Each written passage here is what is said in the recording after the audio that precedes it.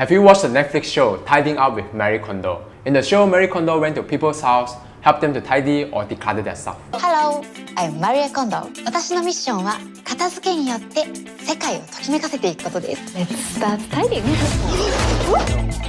This girl's no joke.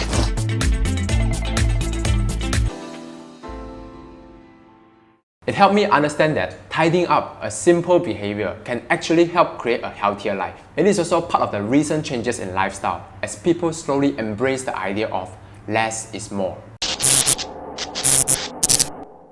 Hey guys, this is Gary from mypsychology. Have you ever noticed that how hard it is to throw things away? Seriously? I can't even remember the last time I throw or donate all my unnecessary stuff away. Most of the time I just say, "Aiya, never mind lah, let's keep it, just in case."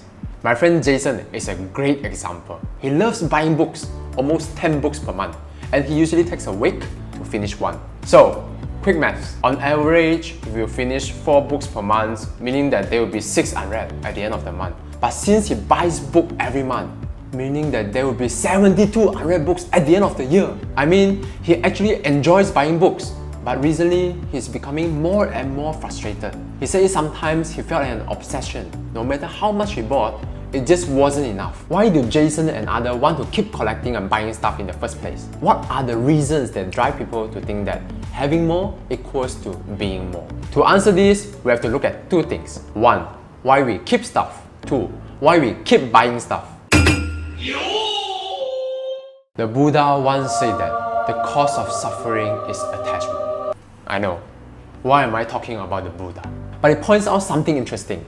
People can quickly grow attached to things or stuff. Why? It's because of the endowment effect. When we are given something, we place extra value in the object, growing our sense of ownership. Believe it or not, this already exists in 6-year-old children. John Piaget once saw a child become extremely angry when someone tried to take away the child's toy. So, things can become part of our self-identity. Remember when we praise someone for being cool because of something they own? Cars, clothes, phones, anything can create a sense of self. That's why we customize stuff, to make them our own. That's why for some, it can be really hard to throw it away. Of course, there's a spectrum. Some people have a small collection of things and can still throw things away. But those with hoarding disorders have room filled with things stockpiled from floor to ceiling. Their sense of self is so tied to the stuff that they feel responsible for them. Throwing the stuff away is like cutting away part of themselves. Like this book. Stuff.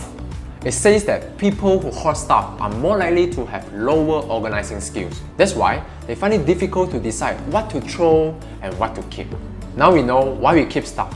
How about why we keep buying stuff?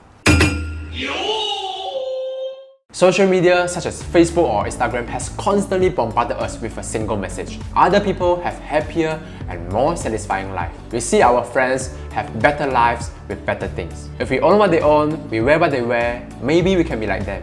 Maybe we can be happier. So we buy stuff. We buy more than we need. We buy and put them into pouches and boxes. Then we run out of cupboard and boxes. So we buy more cupboard and boxes.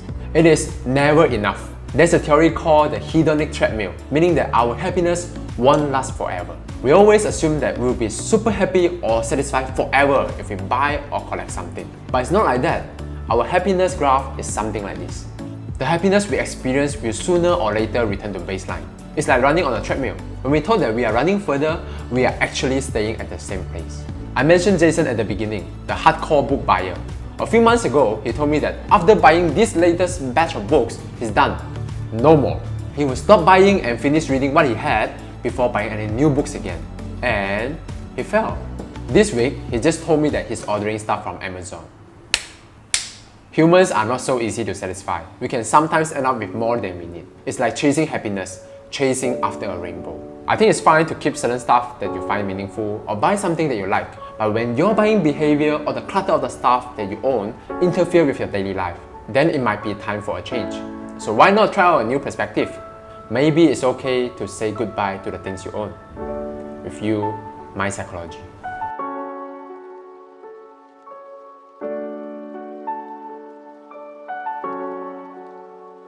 So let's do some quick maths. Quick maths, quick maths, okay. So, quick maths. So, let's do some quick maths. Quick maths. So, okay. Rolling. Go. Like this book. It says that people who hoard stuff are more likely to have lower organizing stuff, lower organizing skills. That's why they find it difficult to decide. If you like this video, you can choose to subscribe our channel. It will really mean a lot to us, to the team of My Psychology. Down there in the description, we have attached few links about our studies as mentioned in the video. As always, thank you so much and see you in the next episode.